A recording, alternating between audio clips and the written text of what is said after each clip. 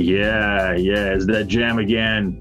When you hear that jam, you know what time it is. It is time for your Thursday Ergo AMA. Hey, are not mixed up with the pictures? It says I'm Dan Friedman. Well, I'm your host, Daniel Friedman, and actually, no, I'm not Joe Armeanio. I'm Daniel Friedman. What the hell? This is a conspiracy, Joe. Are we switching bodies? Is this what's happening? I hope not. Anyway, what's up, everybody? I hope everybody out there is having a good week. Welcome to the developer update. Joe, don't mess with me like this. Okay, this is not a developer update. This is the AMA. I know what day of the week it is, all right? This is not my college years, okay? I am absolutely 100% sober for this, I think. Hey, everybody. Welcome to the AMA, not the developer update, Joe, you silly person, you. And so, yeah, well, it's all right, Joe. Today I got my cup of coffee too, but not because it's early, but because it's actually getting kind of late out here. And I still have things to do, people to see after this. So glad to have you guys with us. And so let's start with some updates from my end. Well, first of all, I'll take a sip of this coffee. Yeah. Oh, yeah, there we go. So for my end, well, I guess the work continues. And again, in those verticals that we spoke about last week, first of all, education. We together a course curriculum. We're tapping into several different educators for different parts of the curriculum. So we're going to be focusing on smart contracts. We're going to be focusing on DeFi, and we're also going to be focusing on blockchain for business, and just in general blockchain for business. So after I have a rough high-level outline of the course itself, I would also like to start engaging the community and the different education resources that have been developed by the community to incorporate them into this course, because again, I would like this course to be very ergo-centric. I believe that this would be, a great way to introduce people to the blockchain world. And will also be great for us because we're going to get new people interested in Ergo. I mean, it's a win-win. Education is the way. And yes, it continues, the integration, and we're even closer this week than we were last week, right, Joe? Just so close. Actually done marketing. Yeah, I mean, at this point, we're just liaisoning some logistics. Again, guys, the launch is unfortunately not up to us. We're not, we're not just messing with you. This is up to the exchange, so we kind of have to go by what the exchange is saying. But again, we are done with integration, I believe, pretty much. So it's just a matter of liaisoning the logistics of the announcement and the actual launch itself. And aside from that, marketing for it, because we're going to have a marketing push for the listing. So all these things combined will mean more exposure to Ergo, more people in the ecosystem, and all those great things. So from the funding perspective, I've also been trying to facilitate some ecosystem funding. I am working with several players across the ecosystem and Catalyst as well as others to see how we can synergize and kind of give more access to funding across the EUTXO ecosystem for projects in the Ergo ecosystem. So that also continues. I believe that I am going to have some results in the next month or so. So again, we need to just synergize and understand exactly where these where's the highest value, right? So what can we offer to people that will be across ecosystems, but it would still be very synergetic with Ergo, and would build tooling that is that is useful, that is helpful.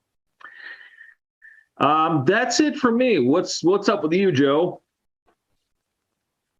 Well, probably the biggest news that is going on in the core is I believe voting may have started for the 5.0 soft fork.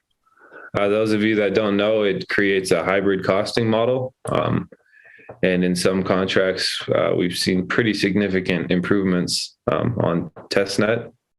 I think, in combination with Plasma, we're seeing actually in some cases 30 times more efficiency in smart contracts, which is amazing. I believe, the height is, let me look it up, 824,320. I haven't been on the Block Explorer today. I literally just woke up, got coffee, and here I am. So I'm not even sure if it started yet, but it'll run for 1,024 blocks.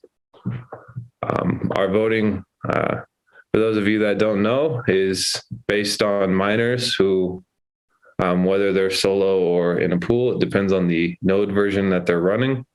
If they're running 4.0.38 or higher, activation is actually built in. If they're running 4.0.37, then that's a no vote. So every time a block hits, a vote is cast. And at the end of the epic, if we reach that 90% supermajority, on to the next step, that's going to be activated. The actual development of 5.0 has actually been ongoing for probably about 15 months. So we've done, a tremendous amount of development testing, running it as like a private mainnet, optimizing it, working with the Sigma state interpreter, working with ScoreX. So it's a pretty big improvement. I'm pretty excited to see how the vote comes out. It's not a very controversial vote in terms of sometimes in governance, one party kind of has a big trade-off. And in this case, it's kind of a win all the way around. So I would assume it's going to pass. We actually built in the voting mechanism higher than 4.38 or 4.0.38 because we didn't have any negative feedback. But generally, people are much more interested in, let's say, miners specifically are much more interested in things that are going to affect their bottom line. And this is just a script improvement, make things run a little bit faster, more efficient. We get better costing in terms of space inside of blocks. So it's a very nice improvement based on everything I've seen from the testnet data over the past year. And we'll see where it lands at the end of the epic.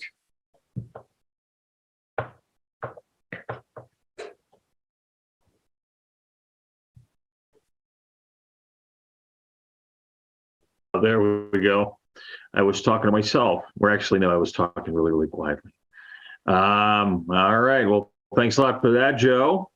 And so what, should we get to the questions? What do you think? Yeah, let's go into the questions. I'm ready for that. All righty, let's do it. And so the first question is, when Armeanio suit profile picture? When, Joe? When suit? When will you in a suit? Oof. I don't know. Someone usually has to get married or croak before I whip out the suit. But I don't know. Okay. Well, that's, well, there you go. So there has to be a special occasion, marriage or a funeral. And that's when we'll see Joe in a suit. Joe is, is a free spirit. He doesn't do these these yuppie things that we other people do, like me, for example. Although I am limited to the fall and winter seasons with my suits because they're all wool. So wearing wool in the summer in Asia is what one would call a self-destructive behavior. Yeah. You gonna bring one to Vegas? Yeah, actually I am. I'm actually thinking about that. I had a really nice linen suit made for myself. So I will be wearing a suit in Vegas. It might look a little bit gangster-like, but that's the style I go for, you know. Yeah. So suits for Vegas, no suits right now because it's about 33 degrees outside, and it's just not cool in many, many, many ways. All right, let's get to, and there's a good question to start, really start with. So, what advice would you give newcomers to the ecosystem? Let's start with you, Joe. What advice would you give to newcomers into the ecosystem? Sure. So we have a community member out there, Lato Pixel, who has done an amazing job in terms of putting together Ergo tutorials. If you're new to the ecosystem, I'm just going to make the assumption that you're relatively new to crypto. And so that is kind of a user-based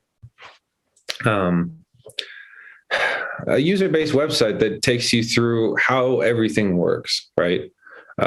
When you get into a new system, it's a good idea to understand what you can do, number one, in the system in terms of functionality. It also gives you an idea of, steps to take, functionality, how to protect yourself.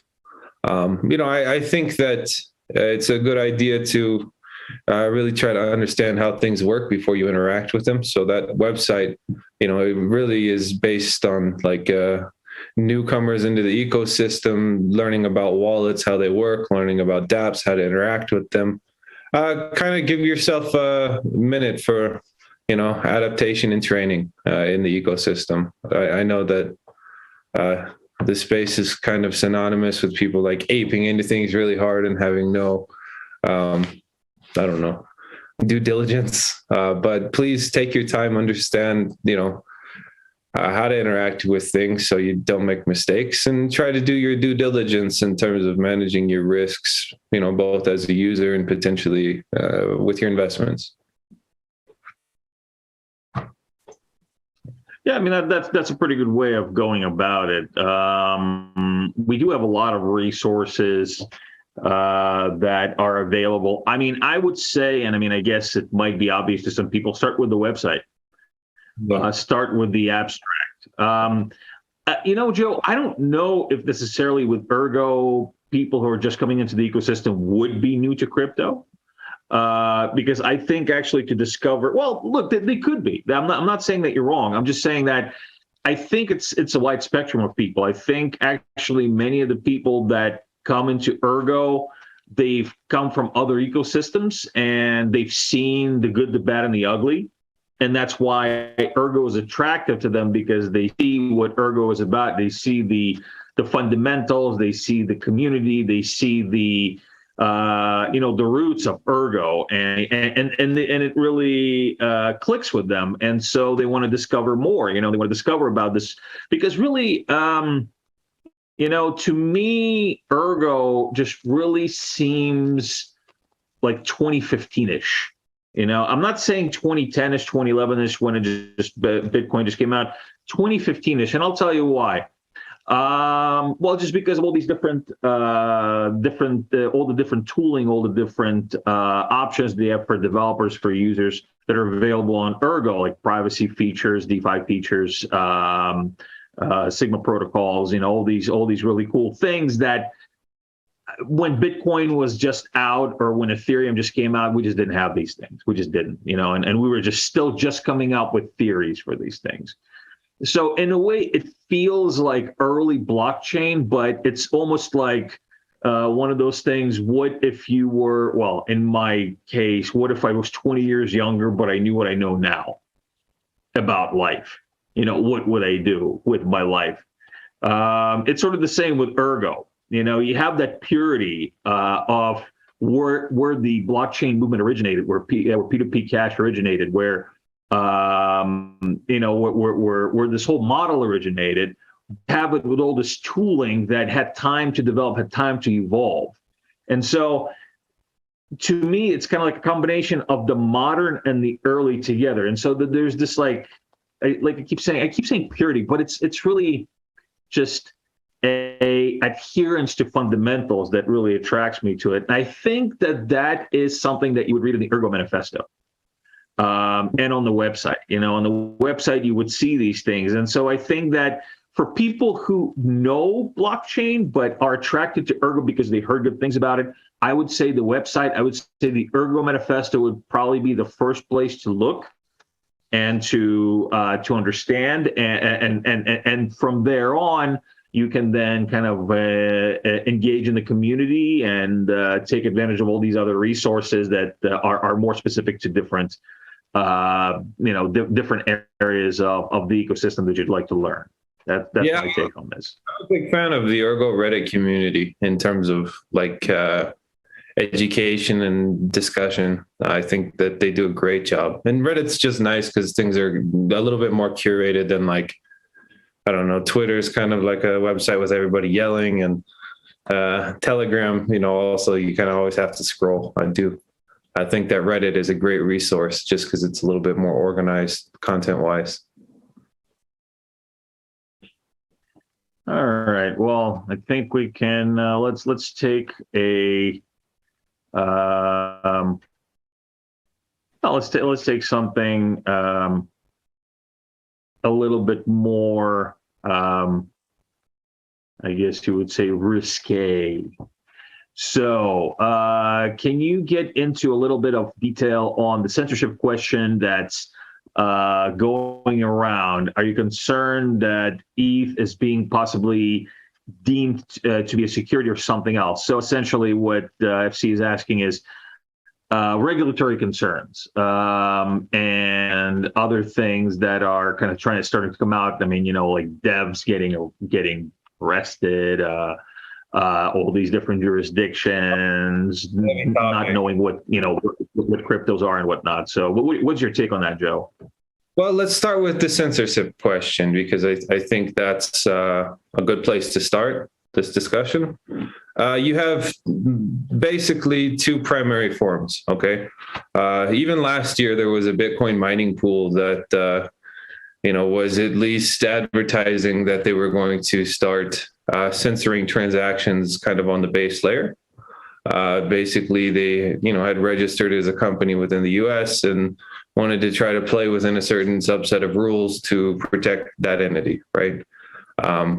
Now, I guess with this latest Tornado Cash drama, there's certain fears of consensus level, which, is basically figuring out where transactions are coming from and censoring them from coming into blocks. That definitely needs to be a concern, because that is a potential attack vector from a third party that we may not want to be involved in our industry.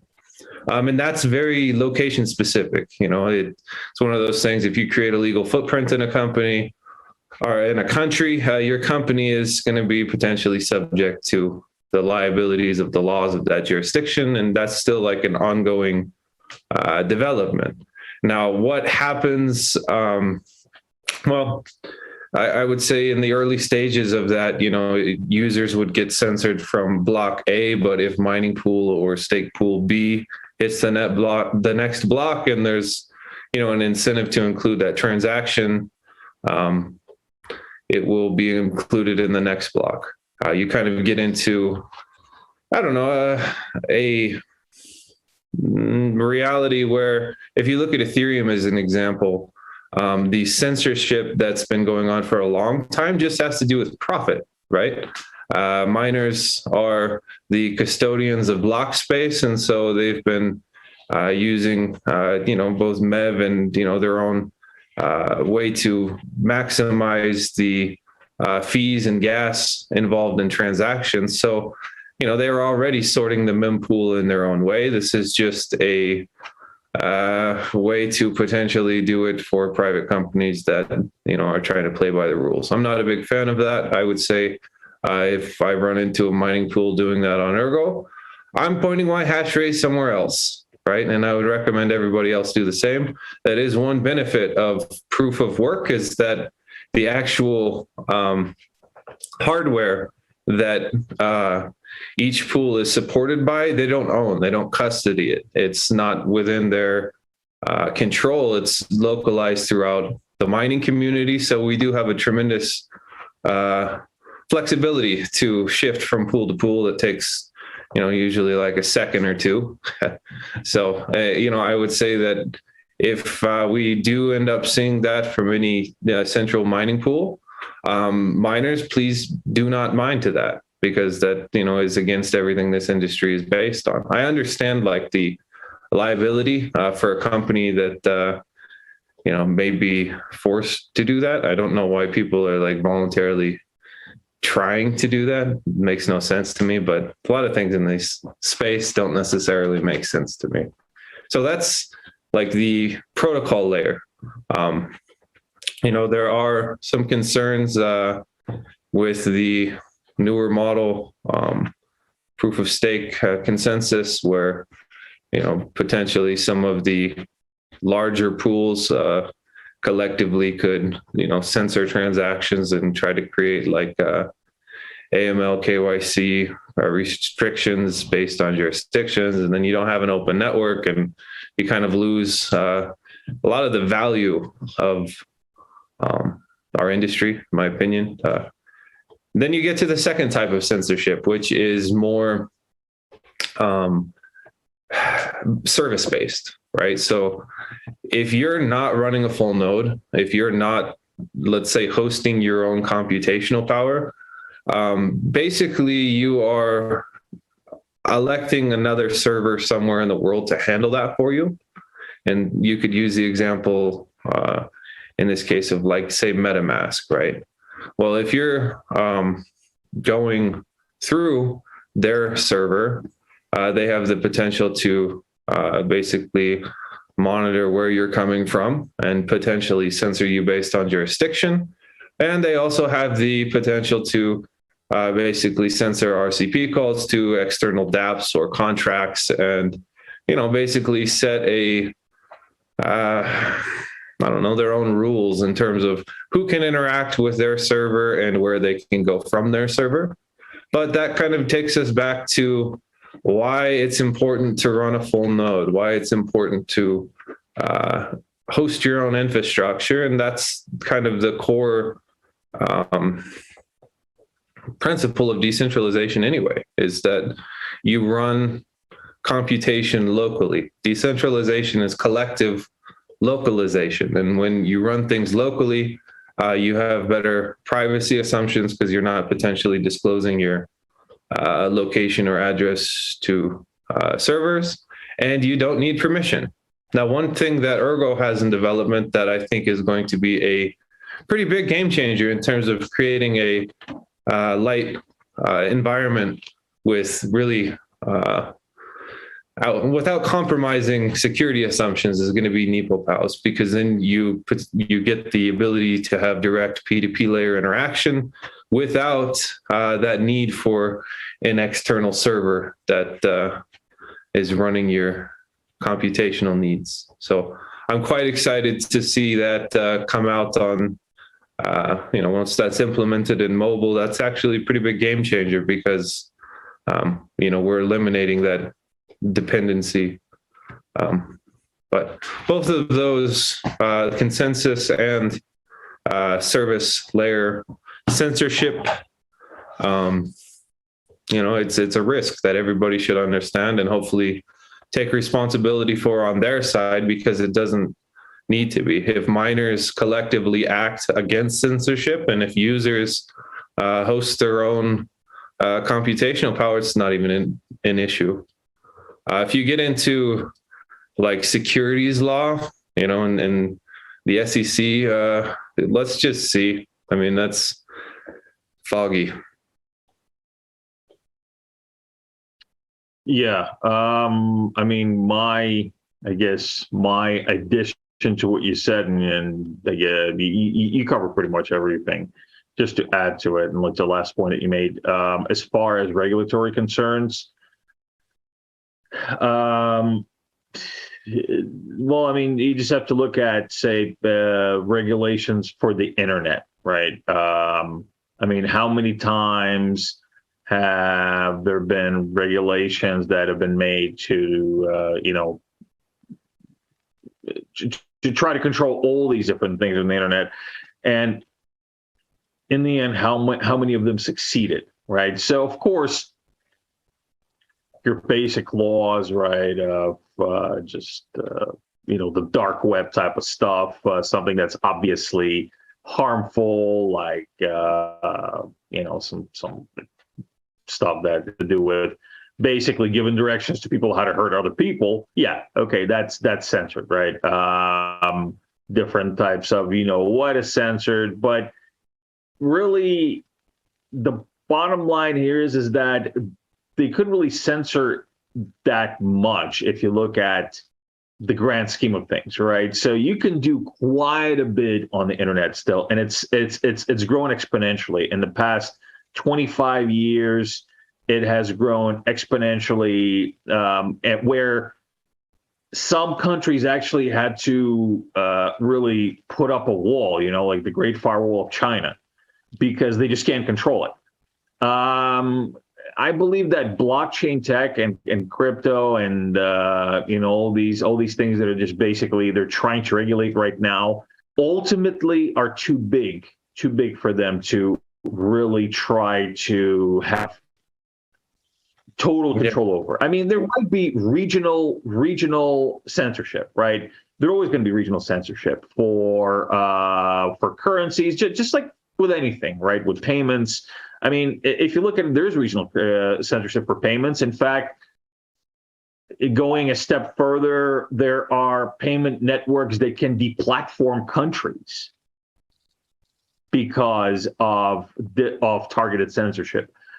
And so I think that in the end, in the macro scale of things, I believe that there is going to be enough freedom for us, or a freedom rule for us to be able to utilize P2P cash and utilize what really the core, I guess, concept behind what crypto and the blockchain is. We're going to be able to utilize it. But yeah, we're going to have pockets of censorship. We're going to have countries that are just not going to go with it. They're going to try to outlaw, try to censor, try to criminalize it. But that's just the reality of the world. In the end, I just don't feel that censorship on a mass scale is sustainable. It never has been. But it's going to be, and I believe that crypto will go the same way.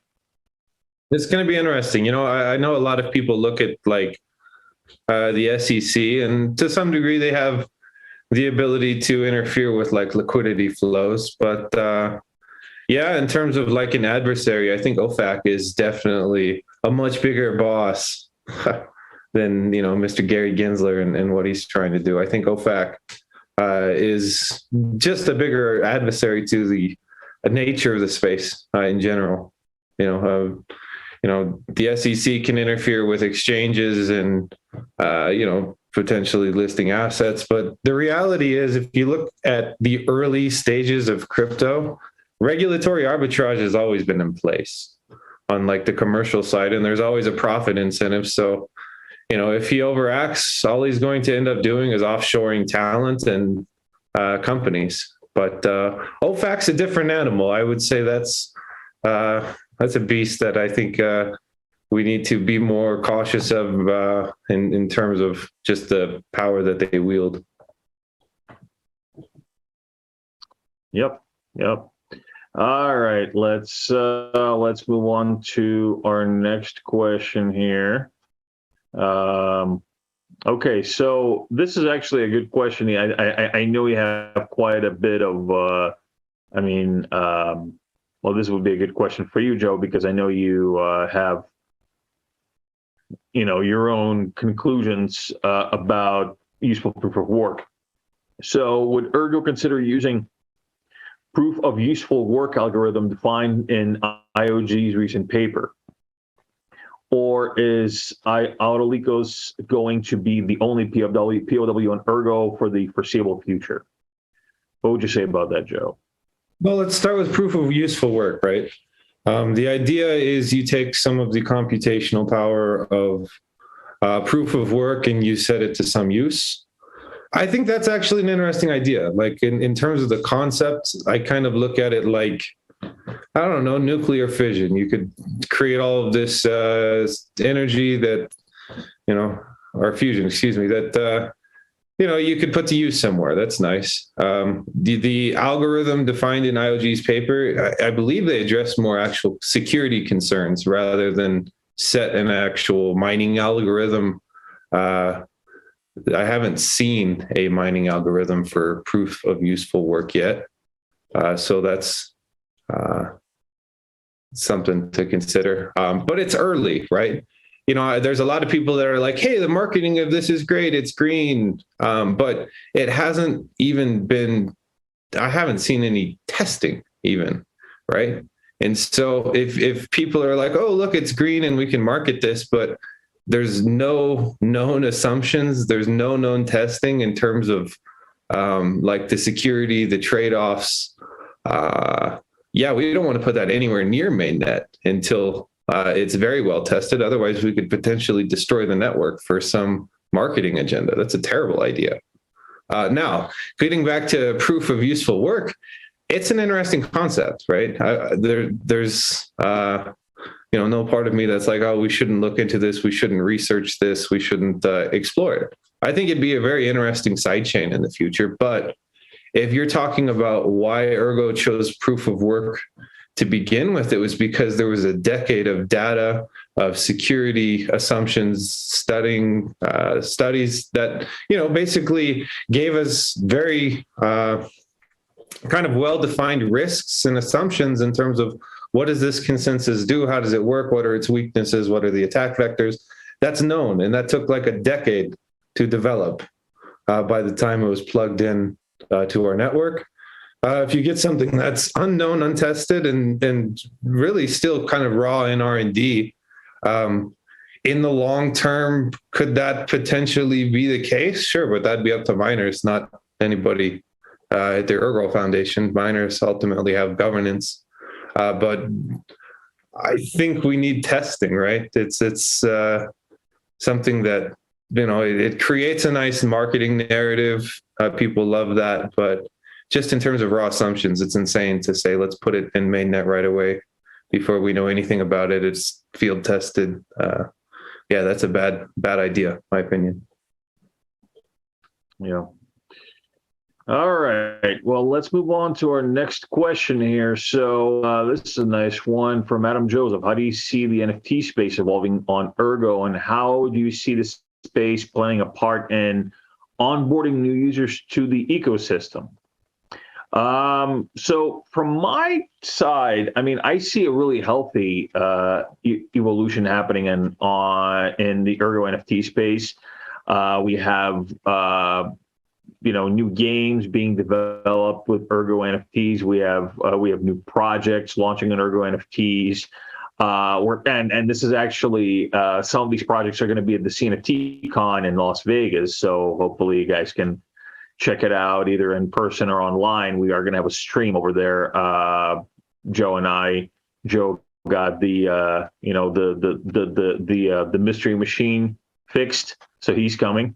So we're going to be doing live fireside chats and just featuring different projects on Ergo, and some of them will be NFT projects on Ergo. So there's a lot of evolution happening, a lot more variety happening, a lot more utility happening.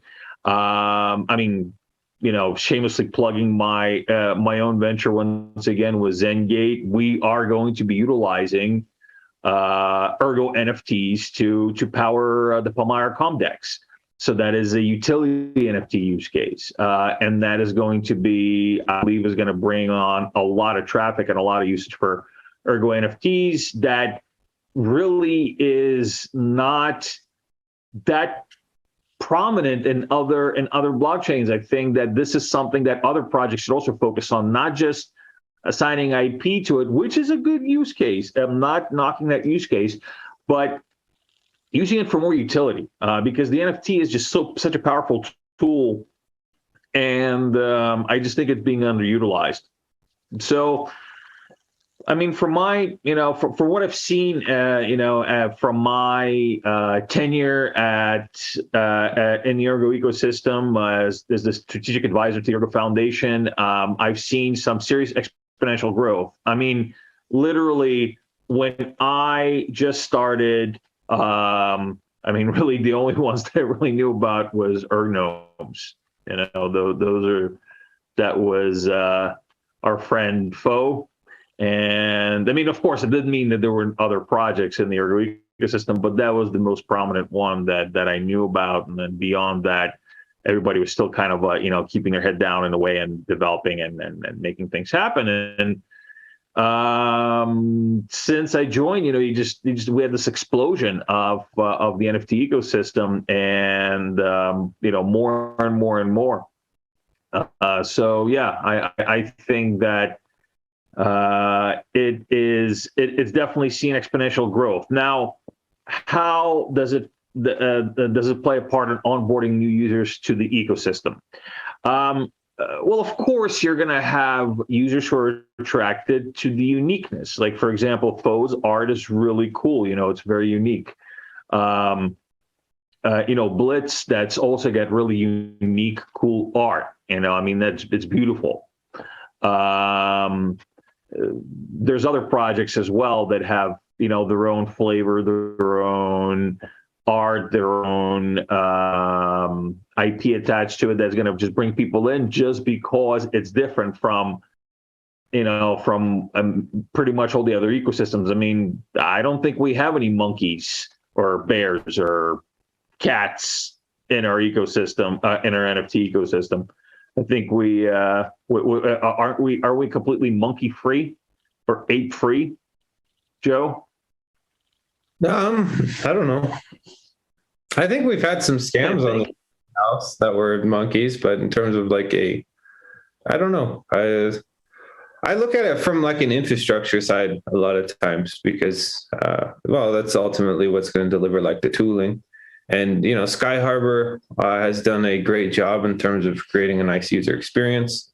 The auction house is in a process of improvement right now, and I think that will also drive some adoption.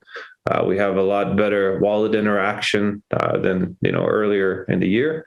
And if you look in the future, there's some really interesting frameworks that are being proposed and talked about in terms of minting NFTs via plasma. And I'm quite excited, just on the infrastructure and technical side of what can be done. But then it's a matter of bringing in talent and people that are going to build community, do need things. But I think that will naturally come.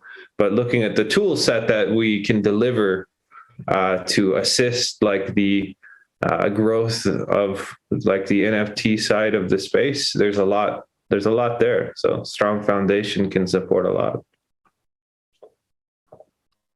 Yeah. And just from the Palmyra aspect, that's going to bring in new users into the ecosystem because they're going to be utilizing Ergo NFTs to tokenize their commodities. So again, that's going to onboard a lot of new users into the ecosystem, and I think that also going to play a big part in kind of expanding our ecosystem into something that really not too many other blockchains or blockchain ecosystems have right now.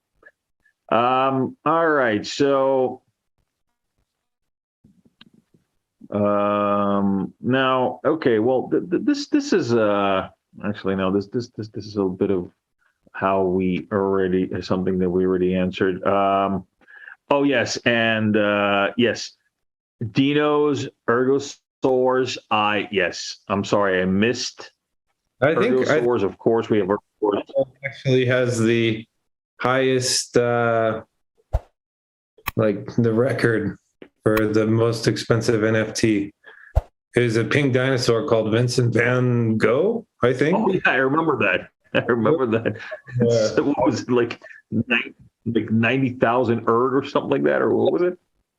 Crazy story. I was away, and then there was some drama that I missed around like a 90,000 erg NFT. But the community solved it on its own, so I didn't even need to be involved. But yeah, we have Ergosaurs as well. We have a ton of projects. There's been some NFTs artists that have been with us for a long time. We got a guy, out of Egypt that's making like clay animations. That's been doing that, since the beginning of the auction house. Basically, we have Maritza art. We have a ton of good artists out there that have actually been in the ecosystem for a long time and do nice things. I hope they get some traction and kind of build community around their work. Yep. Like I said, the space is exploding. All right.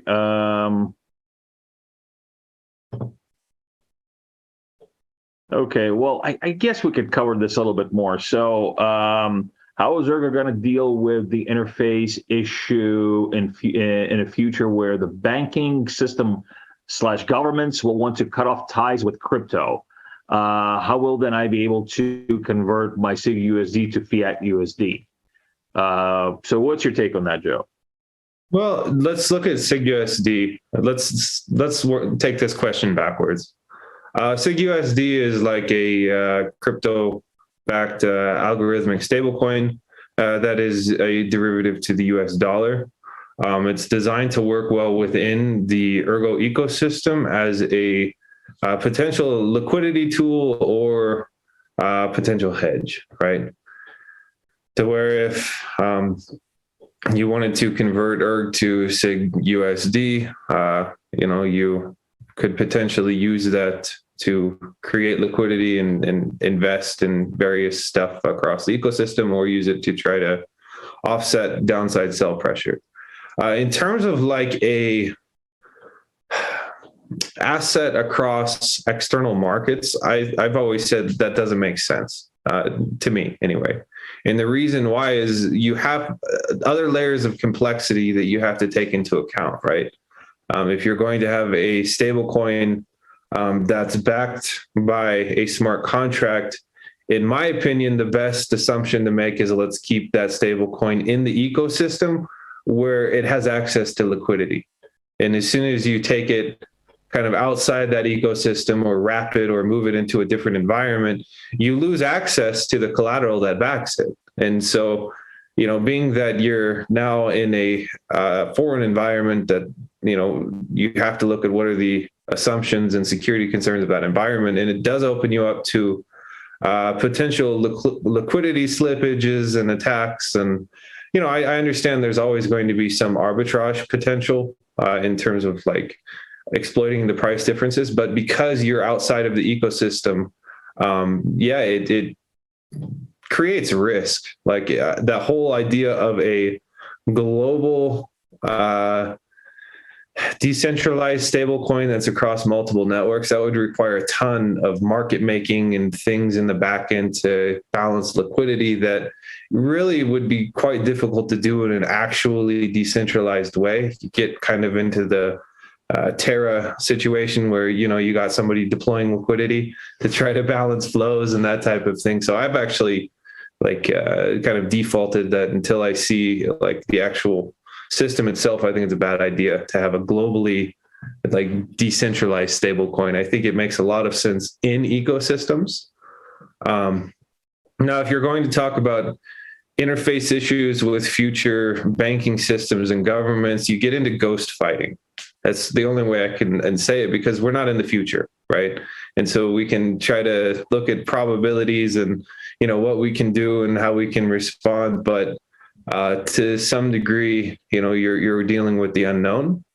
I think that, as cross-chain infrastructure develops, you're always going to have the ability to move assets into you could look at it right now. Right now, it's exchanges where, if you wanted to convert your SIG USD to fiat USD, you would have to make a couple of trades, move your money around, but that's already possible. Depending on what, interface legislation regulation comes about, that may take a couple extra steps, but I think that the infrastructure itself is there and is also growing between chains, between ecosystems, that there will always be, some mechanism of conversion. It's just a matter of the complexity. Yeah, I think, Joe, you answered it from a more practical standpoint, and so I guess I'll try to be a little bit more abstract with the way I look at it. So number one, as I spoke about it before in a previous with previous question about censorship, I think that yes, there are going to be governments that are going to try to cut off ties with crypto. There will be. There already are. But it's not going to be a global phenomenon. I don't see it being a global phenomenon because the blockchain and crypto movement is just too big. It's too big of a momentum of what's happening right now and how things are basically being brought out world for it to be stopped by one or two or 10 governments essentially cutting off ties with crypto. And I mean, I see legislation actually, especially in larger jurisdictions like the EU, the UK, the US, starting to lean the other way. I know there's still a lot of regulatory uncertainty, but I see kind of laws being passed in the back, right? So they're not making them really big, but they're passing them in the back that essentially allow crypto transactions or solidify the legality of crypto transactions. So that's one thing. So I just don't think it's possible for them to really have a across the board, like Big Brother cut off ties with crypto type of network effect. I don't think so. Now, how will I be able to convert my SIG USD to fiat USD? I mean, how far in the future are we talking about?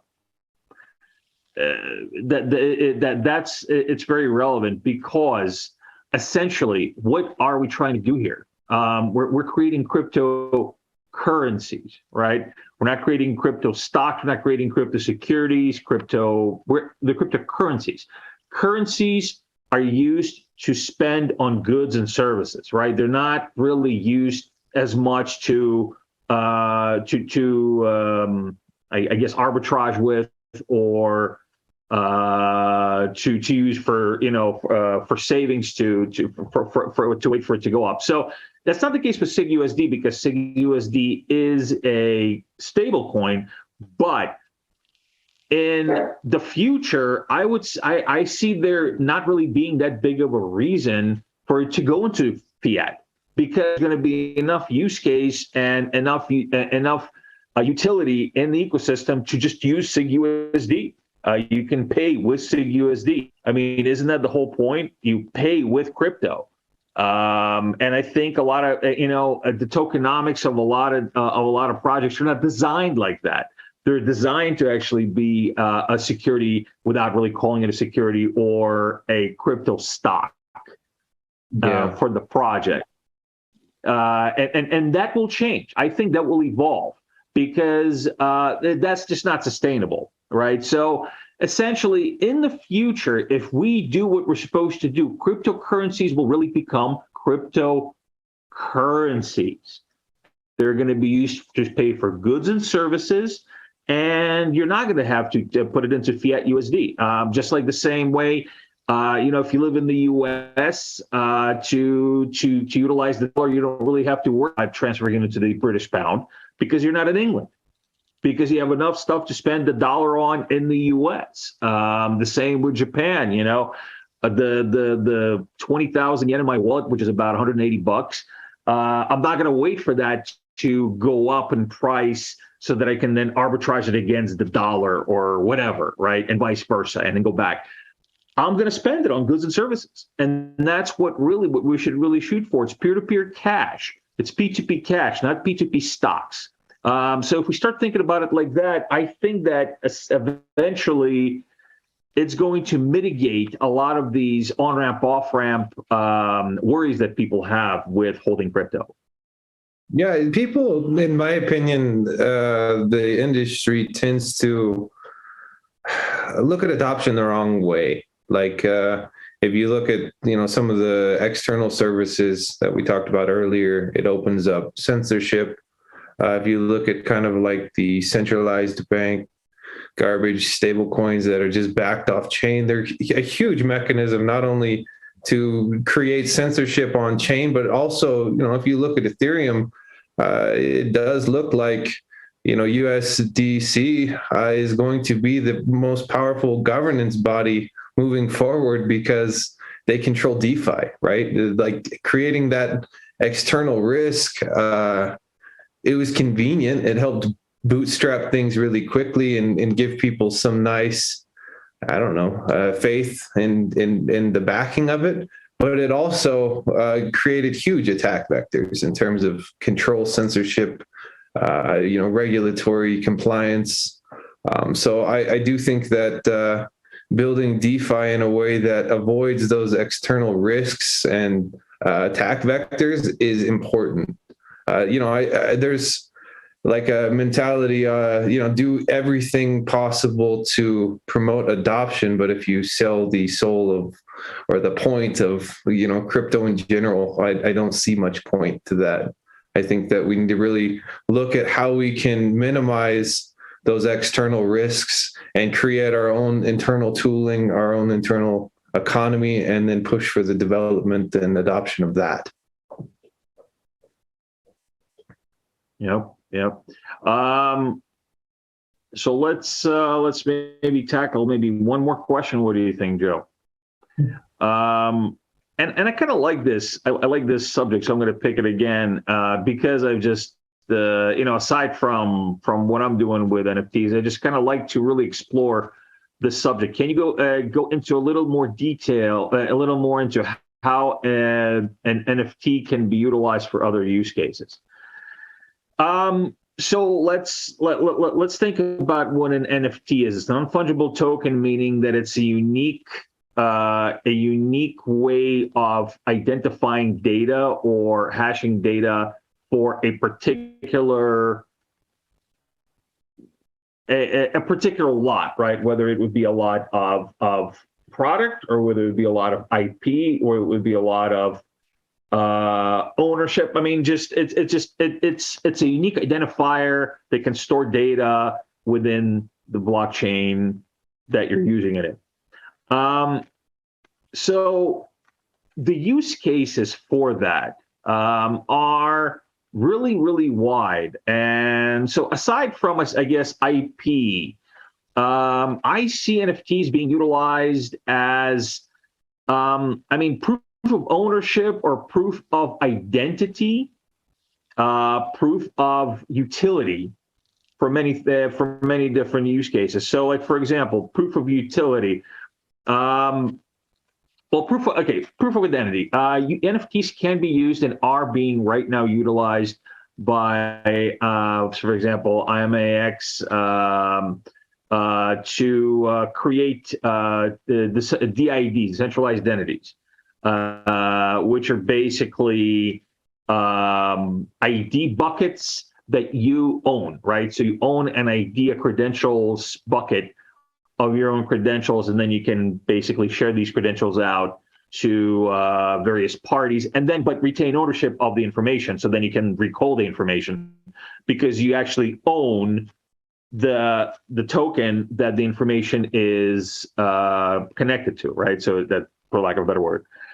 So that's one utility, right? So another one would actually be what I call B2R, blockchain to reality. For example, imagine you check into a hotel, right? And a hotel then issues you a unique NFT that you can utilize for payments and for access within the hotel. Now, that is going to require a bit of extra technology, but for example, there is technology out there right now that you can use RFID on, where you can basically say, take your phone, scan it against the lock, and the lock will open if your phone has an app with a unique identifier.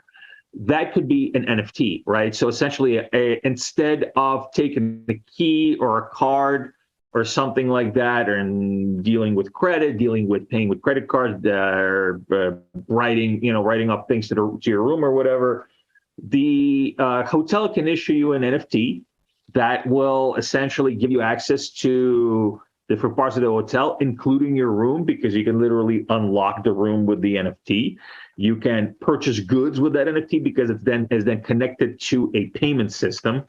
You can prove your identity with that NFT, because then you can actually have credentials assigned to that NFT. So, for example, if you are going on a trip, right, and these hotels have, say, promotions for a trip, you go and you show you have an NFT from the hotel that validates that you are really staying at the hotel, that you have the credits to go on this trip, and that you are eligible for these particular savings or this particular access. Again, that can be carried in an NFT. In case of tokenization of goods, NFTs can be actually assigned to specific lots and be used for traceability. They can be used for authentication of goods. They can be used for tracking and for trading of goods, because essentially, and say a futures trade. So a futures contract is assigned to a lot of goods, usually a fungible lot of goods. And so you trade the contract, and then, theoretically, you have ownership of those goods. That could be done with an NFT, and that will be done with NFTs to transfer ownership of these particular assets between different parties. Land deeds. Land deeds is another item that I believe. This will take, of course, legislation to actually, for a government to say that the land deed representation in the NFT is the official representation. But if that law does exist, if the legislation does exist in the jurisdiction, you can use the NFT to transfer ownership of land deeds. And if anybody knows anything about the land deed system, it's just a crazy upside down system in many different regions, especially in developing countries. For example, in Africa, there's many countries where they have conflicting land deed records. And so say two people can come in and say that they own the land, and there's really no record that could verify either or. So you have these cases where you just have conflicting custody, and there's just no way to do it. If you have something like this, something like NFT technology to utilize for this, problem solved. Whoever holds the NFT holds the land deed. And again, it can be passed through, it can be recovered from the blockchain, even if you lose your wallet. And so again, that's a really huge utility for it. What's your take on this, Joe? NFTs. I would say number one, it's a huge field with a lot of future potential. I would encourage users to really look into the systems and infrastructure behind NFTs that can support use cases. Because I do think that sometimes in crypto, the marketing is way overdeveloped versus the tech to support everything Dan said is possible, right? And it all creates some unique economic utility and value, but it also needs systems, underneath to support that basic infrastructure. And I think that that's really what is needed to maximize the potential and use cases of NFTs. So, I can't say that, there's not a ton that can, be done in multiple different areas with NFTs, but It's a matter of putting the tools and systems in place behind the scenes to support it, you know.